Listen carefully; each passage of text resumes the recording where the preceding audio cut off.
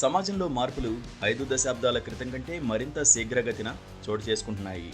ప్రస్తుత వినూత్న 4వ పారిశ్రామిక విప్లవం మరింత క్రియాశీలమైంది, విజ్ఞాన కేంద్రితమైంది. అనేక విద్యా విభాగాల పరిశోధనా ఫలితాలు, నైపుణ్యాలపై పెద్ద ఎత్తున ఆధారపడిన నిర్విరామమైన విప్లవం ఇది. అది అధునాతన సాంకేతిక పురోగతిని సాధిస్తోంది. ఆ అభివృద్ధి నుంచి లబ్ధి పొందలేని పక్షంలో ప్రపంచంలో మనం బాగా వెనకబడిపోతాం.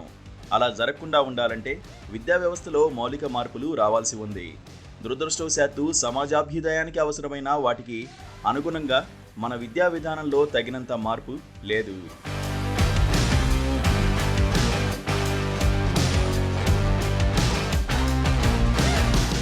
మార్పు ప్రాముఖ్యత ఉపాధ్యాయులకు తెలుసు. అయితే విద్యా విధానాల్లో మౌలిక మార్పులు వచ్చేందుకు వారు మార్గదర్శకత్వం వహించడం లేదు.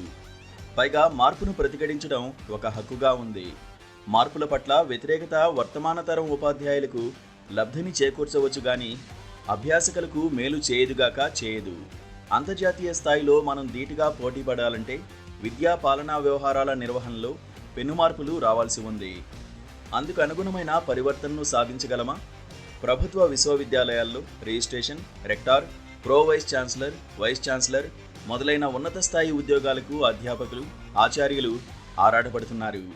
వారు తమ పదవీ కాలంలో మౌలిక మార్పులు సాధించేందుకు వ్యవస్థ వారిని అనుమతించడం లేదు. ప్రగతిశీల విద్యా పరిపాలకులకు సహకరించవలసిన వారు సహకరించడం లేదు. ఈ కారణంగా తమ ఉద్యోగ కాలంలో నిశ్చింతగా ఉండిపోతున్నారు. ఎటువంటి సమస్యలు కొని తెచ్చుకునేందుకు విద్యాపాలన బాధ్యతల్లో ఉన్న ఉపాధ్యాయులు ఎంతమాత్రం సుముఖత చూపడం లేదు. ప్రతిష్టాత్మక ఐఐఎస్సి, ఐఐటీలు, ఐఐఎంలు, ఎన్ఐటీలు మొదలైనవి బోధన, అభ్యాసం ప్రక్రియలు, పద్ధతుల్లో క్రమబద్ధమైన మార్పులను అనుమతిస్తున్నాయి. తత్ఫలితంగానే అవి జాతీయ ప్రాధాన్యమున్న ఉన్నత విద్యా సంస్థలుగా వర్ధిల్లుతున్నాయి. ఉపాధ్యాయ, విద్యాపాలకులు తమ తమ బాధ్యతలకు న్యాయం చేయదలుచుకుంటే ఆ ఆదర్శప్రాయ పద్ధతుల గురించి ఆలోచించవలసిన ఆవశ్యకత ఎంతైనా ఉంది.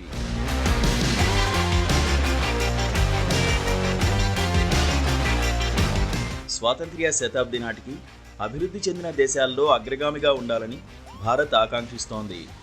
అత్యాధునిక సాంకేతికతల స్రష్టలైన యాపిల్, గూగుల్, మైక్రోసాఫ్ట్ మొదలైన కంపెనీల వార్షిక ఆదాయం మన స్థూల దేశీయోత్పత్తితో ఇంచుమించు సరిసమానంగా ఉంది. ఈ పరిస్థితిని అధిగమించాలంటే 48 కోట్ల దేశ యువ జనాభా ప్రతిభా పాఠవాలను సద్వినియోగం చేసుకోవాలి. ఇందుకు మన విద్యా వ్యవస్థలో ప్రయోజనకరమైన మార్పులను తక్షణమే ప్రవేశపెట్టాలి. లేని పక్షంలో మన అమూల్యమైన యువశక్తి వ్యర్థమైపోతుంది. దేశ ఆర్థిక వ్యవస్థను వినూత్న రీతిలో ముందుకు తీసుకువెళ్లే అవకాశాలను యువజనులకు సమృద్ధిగా కల్పించాలి. లేని పక్షంలో ప్రస్తుత జనాభా లబ్ధికి సమీప భవిష్యత్తులోనే మనం వృద్ధ జనాభాకు మెరుగైన జీవన ప్రమాణాలు కల్పించడం మొదలైన వాటి విషయంలో భారీ మూల్యం చెల్లించుకోవాల్సి వస్తుంది.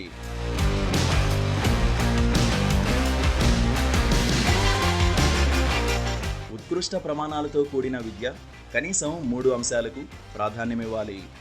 యువ భారతీయులు సొంతంగా సాహసోపేతంగా ఆలోచించగలిగేలా చేయాలి. సమస్యల పట్ల సమగ్ర విశ్లేషణాత్మక దృక్పథాన్ని అనుసరించేలా శిక్షణ ఇవ్వాలి. స్థానిక, ప్రపంచ సమస్యలకు పరిష్కారాలు సమకూర్చే మేధో సామర్థ్యాలను వారిలో అభివృద్ధి పరచాలి. మరి ముఖ్యంగా బాధ్యతాయుత, సుస్థిరమైన రీతిలో వ్యవహరించేలా వారిని తీర్చిదిద్దాలి. అధునాతన సాంకేతికతలను సమర్థంగా ఉపయోగించుకునేందుకు కొత్త నైపుణ్యాలు అలవరుచుకోవడం ఉపయుక్తంగా ఉంటుంది. కార్మిక శ్రేణులే కాకుండా శిక్షణలో ఉన్న యువజనులు సైతం ఈ వాస్తవాన్ని విస్మరించకూడదు. కొత్త కౌశలాలను సముపార్జించుకోని పక్షంలో వ్యవస్థలో అనావశ్యకమైపోతారు. కనుక అభ్యాస ప్రక్రియ నిరంతరం కొత్త రీతుల్లో సాగేలా ఉండాలి. నేర్చుకున్నది మర్చిపోకుండా ఉండాలి. విద్యాభ్యాసానికి ఇప్పుడు వయస్సు ఒక అర్హత కానే కాదు. అనేకమైన ప్రభుత్వ, ప్రైవేట్, ఆన్లైన్ అభ్యాస వేదికలు అన్ని వయసుల వారికి విజ్ఞానాన్ని సమకూరుస్తున్నాయి, నవీన నైపుణ్యాలను నేర్పుతున్నాయి.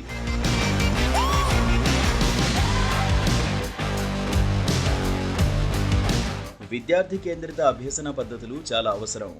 మెరుగైన అభ్యసన వాతావరణానికి ఉపాధ్యాయ కేంద్రిత అభ్యసన ప్రక్రియలను నవీకరించాలి.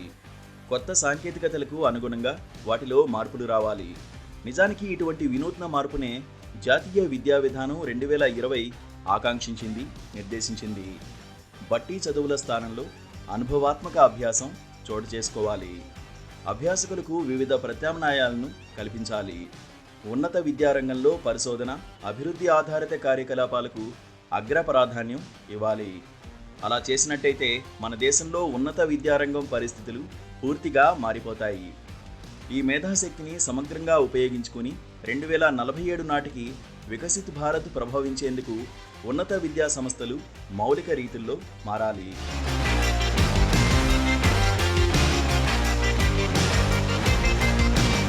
ఉన్నత విద్యా వ్యవస్థ ప్రాథమిక వాస్తవాలు పెను సవాళ్లను విసురుతున్నాయి.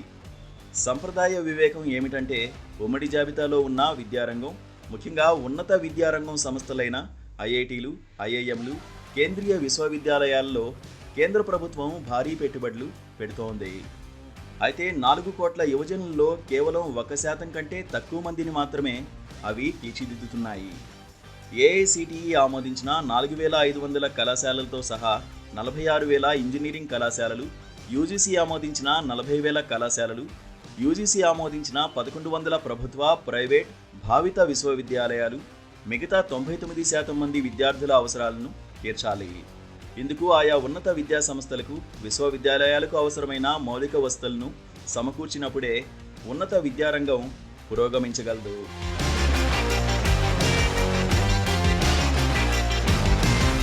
వివిధ ఉన్నత విద్యా సంస్థలకు అందిస్తున్న ఆర్థిక సహాయం విభిన్న రీతుల్లో ఉన్నప్పటికీ ఉన్నత విద్యా కోర్సుల్లో గ్రాస్ ఎన్రోల్మెంట్ రేషియో 2001లో 11% నుంచి 2024లో 28% పెరిగింది. ఉన్నత స్థాయికి చేరాలని ప్రగాఢంగా కోరుకుంటున్న జనాభా అంతకంతకు పెరుగుతోన్న భారత్ లాంటి దేశాల్లో జీఈఆర్ ఈ విధంగా పెరగడం ఒక గణనీయమైన విజయమే. వచ్చే దశాబ్దంలో ఉన్నత విద్యా వ్యవస్థలో జీఈఆర్ 50%గా నమోదయ్యేటట్టు లక్ష్యం నిర్దేశించుకున్నాం. 29 రాష్ట్రాలు, కేంద్రపాలిత ప్రాంతాల్లో ప్రభుత్వ, ప్రైవేటు విశ్వవిద్యాలయాలు పెరుగుతున్నందున ఆ లక్ష్య సాధన కష్టమేమీ కాదు. అయితే పరిణామంతో పాటు నాణ్యత కూడా ఇతోధికంగా పెరగడం ఉన్నత విద్యా వ్యవస్థ విస్తరణలో అంతర్భాగంగా ఉండి తీరాలి.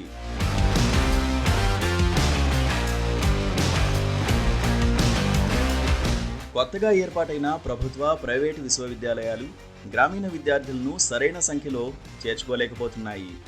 ఒకవేళ చేర్చుకున్నా కోర్సు పూర్తయ్యేంత వరకు వారిని విద్యాభ్యాసంలో నిలుపుకోవడం కూడా కష్టమే అవుతుంది. కారణం ఏంటి? సరైన విద్యాబోధన వసతులు, మంచి శిక్షణ పొందిన అధ్యాపకులు లేకపోవడమే చాలా వరకు కారణంగా చెప్పి తీరాలి. 2035 సంవత్సరం నాటికే 50% జీఈఆర్ లక్ష్యాన్ని సాధించవచ్చు. అయితే ఆ మానవ వనరుల నాణ్యత అంత మేలు రకంగా ఉండబోదు. ఇప్పుడు ఆ నాణ్యత అంత మెరుగ్గా లేనందునే 28% జీఈఆర్ మాత్రమే నమోదవుతున్న పరిస్థితుల్లో కూడా మానవ వనరుల నాణ్యత ఏమంత మెరుగ్గా ఉండడం లేదు. ఈ పరిస్థితిని ఎలా అధిగమించాలి? అత్యాధునిక ఎంఆర్, విఆర్ సాంకేతికతలను ఉపయోగించుకుని ఉత్కృష్ట ఆన్లైన్ విద్యా కోర్సులను రూపొందించుకోవాలి. ఈ ఆన్లైన్ కోర్సులు సంవత్సరం పొడుగునా ప్రతిరోజు రేయింబవళ్లు అభ్యాసకులకు అందుబాటులో ఉండాలి. అలా ఉన్నందునే భారత ప్రభుత్వ ఆన్లైన్ విద్యా వేదికైన స్వయంలో 4 కోట్ల మంది అభ్యాసకులు చేరారు. మొత్తం 10,000 కోర్సులను వారు అభ్యసిస్తున్నారు.